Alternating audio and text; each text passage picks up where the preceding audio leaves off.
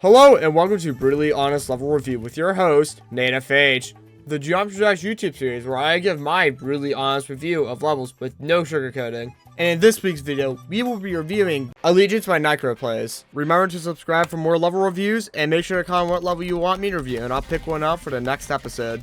Allegiance is an extreme game created in 2.0 by NikroPlays. After covering multiple 2.1, 2.2, and a 1.9 level, we are finally talking about a 2.0 level, and an interesting one at that. Allegiance has a special place in my heart, as it was the first extreme I had ever beaten all the way back in 2021 when I played only on 60 Hz. Allegiance is known for being one of the oldest extremes, and for its iconic, messy, rainbow/monochromatic deco, and the drop being very hard and choke point heavy. Looking back, beating Allegiance knowing what the choke points are was not the smartest move, but hey, I beat it in the end. After 17,000 attempts, the pre-drop of Allegiance is considerably easy when compared to the drop or even the post-drop. After the ramp right at the start of the level, the first part of actual gameplay is a cube and robot part. This part looks pretty intimidating with these orb chains, but once you learn it, it's pretty consistent with only a few hard inputs. This part also has the first coin, which you get by jumping on these blocks and hitting this blue orb. Be warned that you can't buffer this orb or else you will miss the coin. The ship following the first part is one of, if not the easiest parts of the level. This part is overall solid, and once you get the hang of it, it should be a part you pass most of the time. The most complicated thing about this part is remembering what gravity will be after the teleportals. The next part is a very straightforward ball. This ball is pretty easy, but there are a couple challenging clicks. You can also accidentally hit the corner of this block easily, so you have to keep that in mind. The last part of the pre-drop is this wave. After the first input, the rest of the wave is around the hard demon, except if you want to go for the second coin. Then it's a hard demon with an insane demon click. One thing about this pre-drop is while it may be easy, it's about half the level, which can make going through the pre-drop a drag even though the gameplay is pretty solid. When I was beating this level, it wasn't too uncommon for me to get to the drop 2 times in a row, which goes to show how well this level is balanced.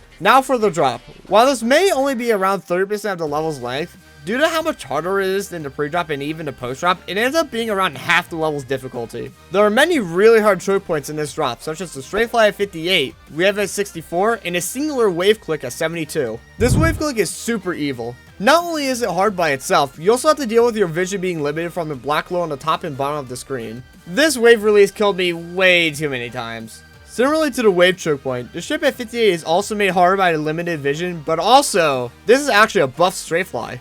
Granted, it's not by much, but still, little buffs in gameplay this hard makes much more of a difference. Other than those choke points, the rest of the drop is still pretty hard with the exception of the UFO at the start of the drop. It's by far the most consistent part of the drop, and once you learn the click pattern, you should be able to get past this part every time. The drop ends with this straight fly that isn't very hard on its own, but it was when I did it, because straight flying on 60 Hz and 2.1 was not fun. The post drop is made up of roughly 4 parts, that being a cube, dual, swing copter, and the final 9%. The cube is pretty easy, but this pink warp here is a bit tricky. One cool thing you can do with this part is you can actually do it a few different ways.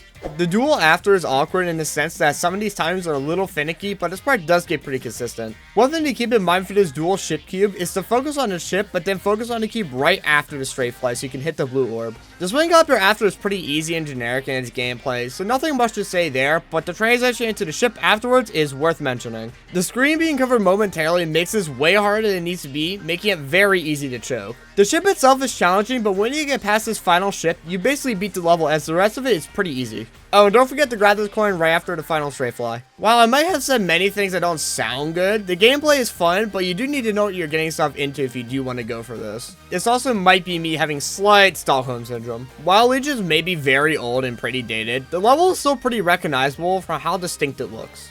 Allegiance is mostly made up of rainbow deco with a heavy amount of grayscale deco to go along with it. Most of the rainbow elements can be seen in the background, such as these arrows in the drop, massive glow beams in the first part, flannel pattern in the ball, and grid blocks in the post drop.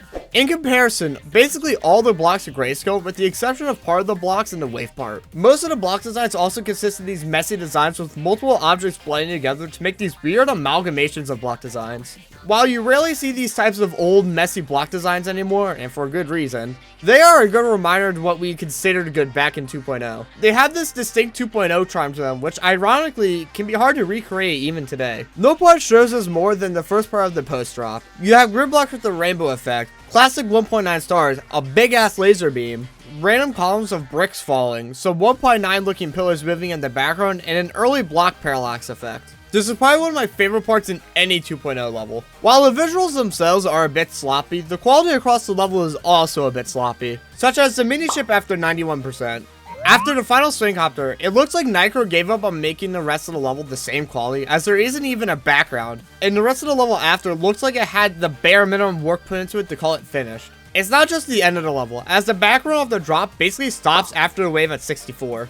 Maybe there was a different background planned after the wave, as the screen does fade to black for a short second, but if not, then it's surprising that Nikro didn't just continue the background, as it wouldn't have taken very long. This makes the end of the drop look super sloppy, in which I know this was 2.0, but even then, having a background abruptly stop doesn't look good at all. As for the other parts I haven't touched on much, the first ship and ball both go for mostly black blocks, and even giving the ball part a sort of cave look. The wave before the drop is considerably more simple, even in the black sides, making this part feel a bit out of place. Overall, Allegiance is a very memorable 2.0 level, and one where their final score won't be biased at all.